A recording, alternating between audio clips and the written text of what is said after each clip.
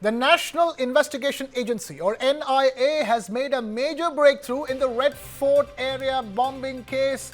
The NIA has arrested the aide of the suicide bomber who carried out the attack that killed 13 and injured more than 30 people. The arrested accused has been identified as Amir Rashid Ali, a resident of Sambura in Pampore in Jammu and Kashmir. The car used in the blast was registered in his name. The NIA is working in close coordination with the Delhi Police, Jammu and Kashmir Police, Haryana Police, UP Police and other agencies as it pursues multiple leads to uncover the larger conspiracy behind the attack. But for now, the big story that's breaking here is that the National Investigation Agency has made a major breakthrough in the Red Fort blast case. It has arrested the aide of the suicide bomber, Dr. Umar. The arrested accused has been identified as Amir Rashid Ali, a resident of Sambura in Jammu and Kashmir, and the car used in the blast was registered in his name. We have my colleague Jitendra Bhati now joining us on the phone. And Jitendra ji, बताइए ये काफी बड़ा खुलासा हुआ है जिसमें ये आमिर राशिद अली जो है and we are yet to get Jitendra Bhatti on the phone now, but for now we're getting you the latest in terms of the investigation into the Red Fort blast case. The NIA working in close coordination with the police of Delhi, Jammu and Kashmir and Haryana and UP and other agencies, and the latest is that an aide of Dr. Umar, the suicide bomber, has been arrested. He has been identified as Amir Rashid Ali,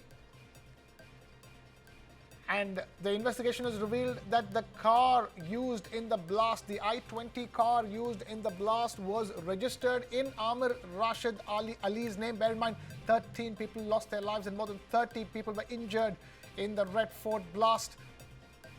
And in the latest coming in terms of the investigation that has spanned across 4 states, multi-state search operations currently going on in the Delhi blast case, and the NIA making a breakthrough by arresting an aide of the suicide bomber. We have Jitendra Bhatti with us on the phone. And Jitendra ji, Amir Rashid Ali को गिरफ्तार कर चुके हैं. अभी बताइए investigation के मुताबिक कहां तक पहुंची है?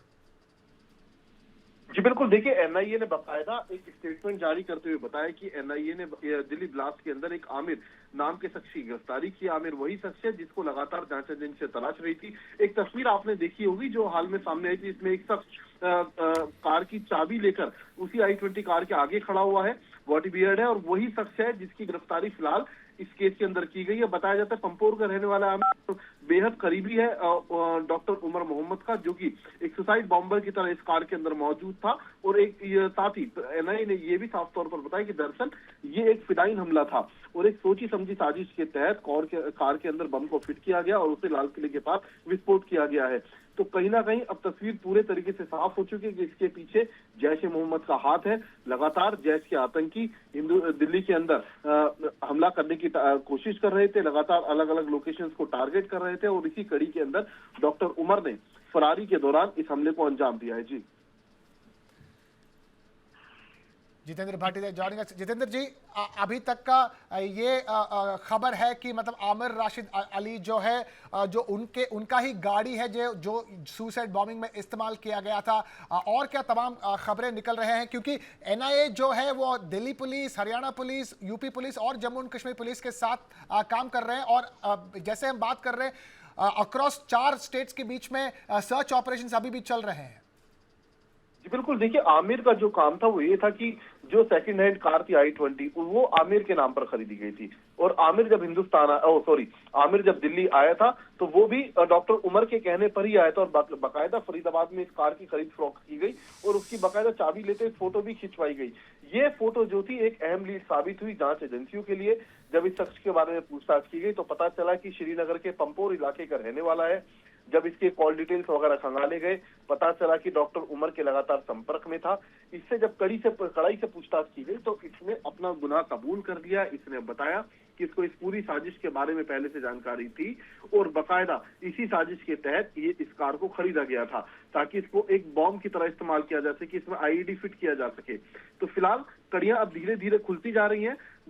जो एनआईए है वो यूपी पुलिस, इसके अलावा दिल्ली पुलिस की स्पेशल सेल, साथ ही गुजरात पुलिस, इसके अलावा कई राज्यों की पुलिस के संपर्क में है। हरियाणा पुलिस भी इस पूरे मामले की इन्वेस्टिगेशन में जुटी हुई है। तो फिलहाल एक आपसी सामंजस्य के साथ तमाम जांच एजेंसियां इस वक्त तफ्तीश को आगे बढ़ा रही हैं। जी।